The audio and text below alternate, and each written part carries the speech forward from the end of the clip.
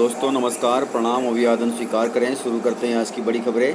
मध्य प्रदेश के सभी 52 जिलों की खबरें किसानों के लिए बड़ी खबर है। तो चलिए देखते हैं सारी खबरें विस्तार से। यदि आपको खबरें पसंद आए तो वीडियो को लाइक जरूर करिएगा और खबरें पूरी पाने के लिए वीडियो अंत तक जरूर देखिएगा। शुरुआत करते हैं आज की बड़ी खबर से। मध्य प्रदेश में ज़मीन खरीदने में गड़बड़ी या धोखाधड़ी से अब कोई डर नहीं होगा। सरकार ने इस पर कार्रवाई करना शुरू कर दिया है। मध्य प्रदेश में ज़मीन खरीदने में कोई गड़बड़ी या धोखाधड़ी का अब कोई डर नहीं रहेगा। हम कोई भी खरीदार ज़मीन खरीदने के पहले यह जान सकेगा कि उस भूमि को लेकर कोई विवाद तो नहीं है, किसी न्यायालय में कोई प्रकरण तो नहीं चल रहा है और जो ज़मीन बेच रहा है वह वाकई में उसकी है या नहीं। इस पर सरकार बड़ी योजना बना रही है। दरअसल ज़मीन के मामलों में धोखाधड़ी के कई प्रकरण सामने आते हैं और खरीदार उलझ जाते हैं। लंबे समय तक कानूनी प्रक्रिया चलती रहती है। इसे देखते हुए शिवराज सरकार नया कानून लाने जा रही है। इस टाइटलिंग एक्ट में यह प्रावधान किया जा रहा है कि जिस भूमि को बेचा जा रहा है उससे संबंधित जानकारी यदि गलत होती है तो जिसने ज़मीन बेचा है या जिसने मकान बेचा है या जिसने खेत बेचा है उस विक्रेता के खिलाफ कड़ी कार्रवाई की जाएगी। साथ ही खरीदार को मुआवजा भी मिलेगा। अर्थात जिसने ज़मीन बेचा है उस पर कड़ी कार्रवाई के साथ साथ उसको हर्जाना भी भरना पड़ेगा। तो अच्छी बात है, इसलिए आप सभी ध्यान रखिएगा। यदि आप किसी भी प्रकार की प्रॉपर्टी लेते हैं तो किसी प्रकार की कोई गड़बड़ी नहीं होना चाहिए, अन्यथा आपको नुकसान हो सकता है। राजस्व विभाग के अधिकारियों के मुताबिक केंद्र सरकार ने मॉडल टाइटलिंग एक्ट का प्रारूप सभी राज्यों को भेजा है। मध्य प्रदेश में इसे लागू करने का सैद्धांतिक निर्णय हो चुका है। सीएम शिवराज सिंह चौहान के साथ अधिकारियों की प्रारंभिक बैठक हो चुकी है और तब से लगातार बैठकों का दौर चल रहा है। दरअसल जो भूमि जिसकी है वह उसके नाम से रिकॉर्ड में पूरी जानकारी के साथ होगी। इसके लिए सर्वे होगा और दावे आपत्ति बुलाकर रिकॉर्ड को अंतिम रूप दिया जाएगा। तो अच्छी बात है, गुड न्यूज है। तो इस प्रकार से नया कानून बनने जा रहा है जिससे आम जन को बहुत लाभ मिलेगा। वहीं आप कोरोना संक्रमण से बचने के लिए हाथों को सैनिटाइज करते हैं, लेकिन यह सैनिटाइज बहुत सूरत बिगाड़ रहा है, कई प्रकार के इन्फेक्शन पैदा कर रहा है। इसलिए कोशिश करें कि कम से कम सैनिटाइज का उपयोग करें। यदि आपके पास साबुन अवेलेबल है, पानी अवेलेबल है तो आप साबुन से हाथ धोएं, सैनिटाइजर का कम ही उपयोग करें। वहीं इंदौर जिले से खबर है। इंडिया स्मार्ट सिटी कॉन्टेस्ट की 7 श्रेणियों में इंदौर बना है चैंपियन। वैसे तो पूरे प्रदेश में इंदौर नंबर 1 रहता है, लेकिन कई कारणों से इंदौर पुनः फिर चैंपियन बना है। इंडिया स्मार्ट सिटी कॉन्टेस्ट की 7 श्रेणियों में इंदौर को चैंपियनशिप मिली है। तो अच्छी बात है, गुड न्यूज़ है।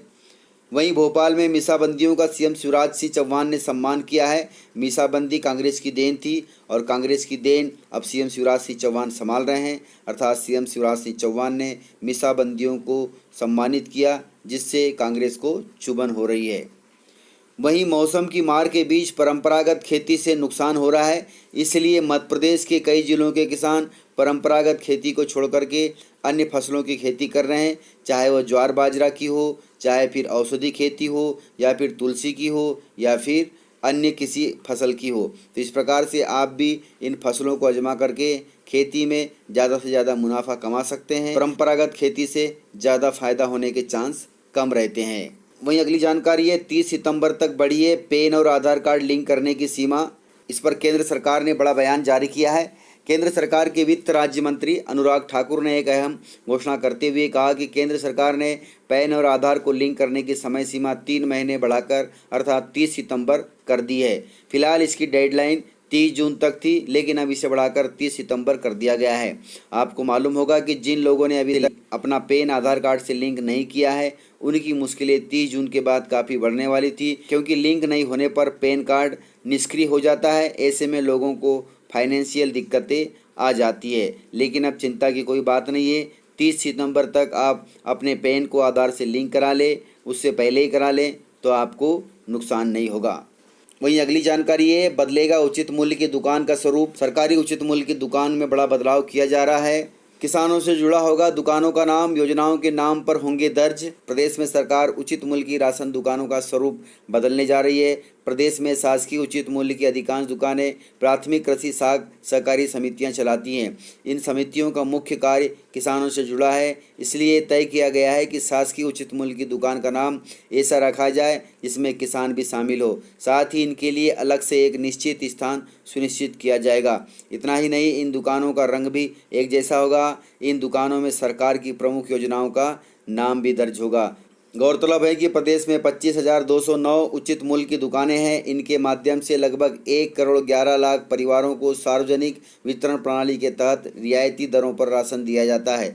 कोरोना संकट के कारण केंद्र और राज्य सरकार उपभोक्ताओं को निःशुल्क खाद्यान्न दे रही है। प्रधानमंत्री नरेंद्र मोदी ने नवंबर तक निःशुल्क खाद्यान्न देने का ऐलान किया है।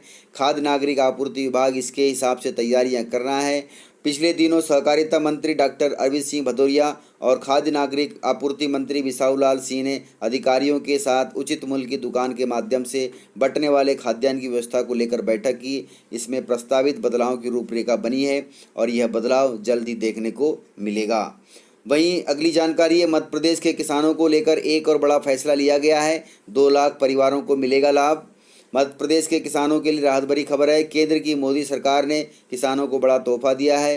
केंद्रीय मंत्री नरेंद्र सिंह तोमर ने आज राष्ट्रीय बीज निगम क्षेत्रीय कार्यालय भोपाल के भवन एवं 3,000 मीट्रिक टन क्षमता के बीज गोदाम तथा नेफेड के भोपाल कार्यालय का वर्चुअल शुभारंभ किया। अब नेफेड का क्षेत्रीय कार्यालय भोपाल में होगा, जिससे किसानों को लाभ मिलेगा। तो अच्छी बात है, गुड न्यूज है। वहीं उद्यानिकी विभाग ने 20 मॉडल विकास खंडों को विकसित करने का फैसला किया है। इससे मध्य प्रदेश के करीब 2 लाख किसान लाभान्वित होंगे। इसके लिए राज्य मंत्री भारत सिंह कुशवाहा ने अधिकारियों को निर्देश दे दिए हैं ताकि उद्यानिकी विभाग विकास खंडों में 20 मॉडल तैयार कर किसानों को लाभ दे।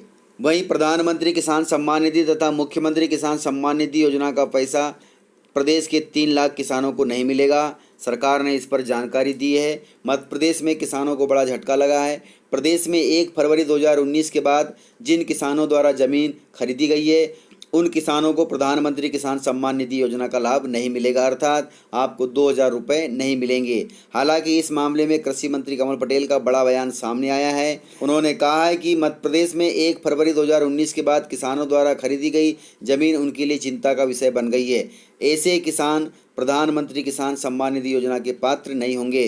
प्रधानमंत्री किसान सम्मान निधि योजना में नाम शामिल न होने की वजह से वह मुख्यमंत्री किसान सम्मान निधि की भी पात्रता नहीं रखते। अर्थात आप सभी जान लें, आपने जो भी ज़मीन 1 फरवरी 2019 के बाद खरीदी है, उस पर आपको प्रधानमंत्री किसान सम्मान निधि तथा मुख्यमंत्री किसान सम्मान निधि योजना का लाभ नहीं मिलेगा, अर्थात 2,000 और 4,000 रुपये नहीं मिलेंगे। इस पर कृषि मंत्री कमल पटेल ने और कहा कि प्रदेश में ऐसे किसानों की संख्या तकरीबन 3 लाख के करीब है। वहीं केंद्र सरकार की नई गाइडलाइन 2024 में जारी होगी। अब सरकार 2024 में इस पर क्या अमल करती है वह देखना होगा, लेकिन फिर भी कृषि मंत्री कमल पटेल ने प्रदेश के किसानों को आश्वासित किया है कि प्रधानमंत्री किसान सम्मान निधि योजना सहित मुख्यमंत्री किसान सम्मान निधि योजना का लाभ प्रदेश के अधिक से अधिक किसानों को दिया जा रहा है। जो किसान छूट रहे हैं उनके नाम भी प्रक्रिया के हिसाब से समय पर जोड़े जाएंगे। वहीं प्रदेश में नकली खाद के बाद तैयार हुआ है नकली यूरिया। एसडीएम ने किया है गिरोह का भंडाफोड़।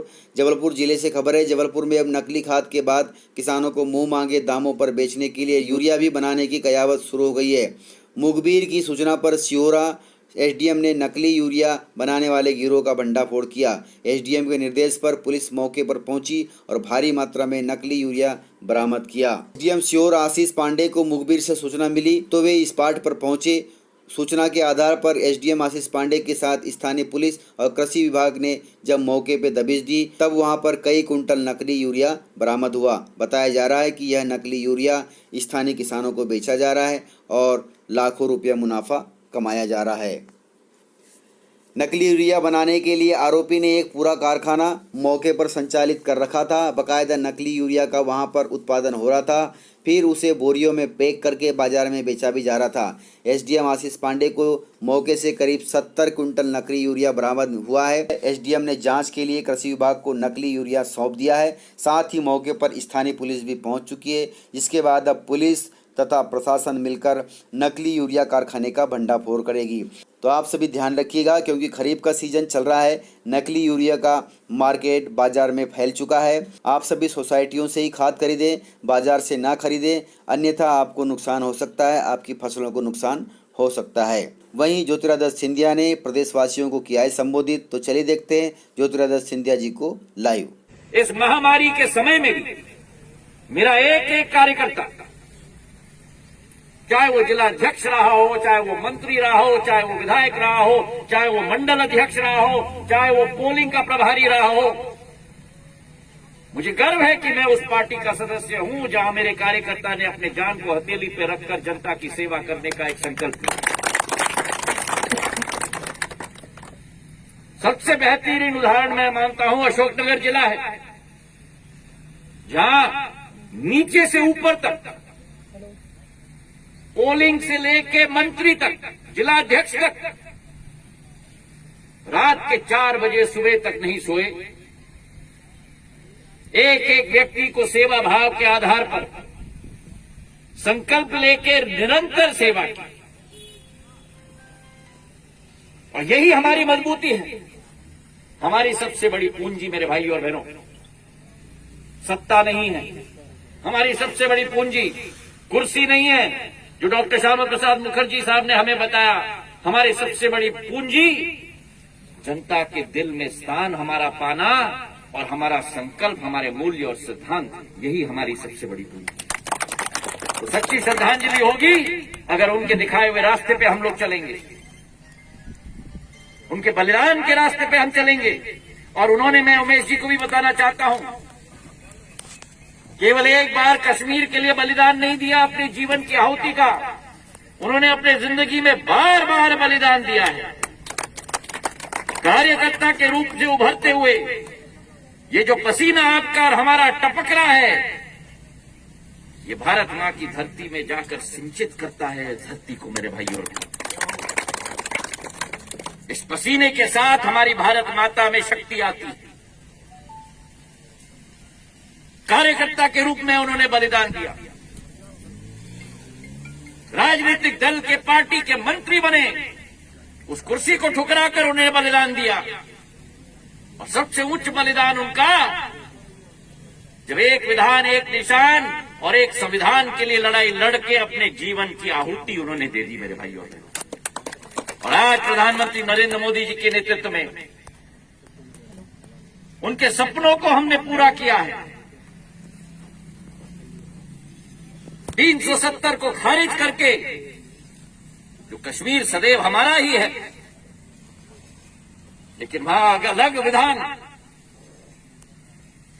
उस अलग विधान को खारिज करके भारत की अखंडता को कायम किया है। तो इस प्रकार से अपडेट था। यदि आपको अपडेट पसंद आया हो तो वीडियो को लाइक जरूर करिएगा। इसी प्रकार की खबरों के लिए आप चैनल को सब्सक्राइब कर लें, और यदि आपने वीडियो पूरा देखा है तो उसके लिए बहुत बहुत धन्यवाद। वीडियो को ज़्यादा से ज़्यादा अपने दोस्तों में शेयर करें ताकि वे भी जानकारियों से अपडेट रहें और जानकारियों का लाभ ले सकें। तो आज की वीडियो में इतना ही, मिलते हैं सर अगले वीडियो के साथ, तब तक के लिए जय हिंद।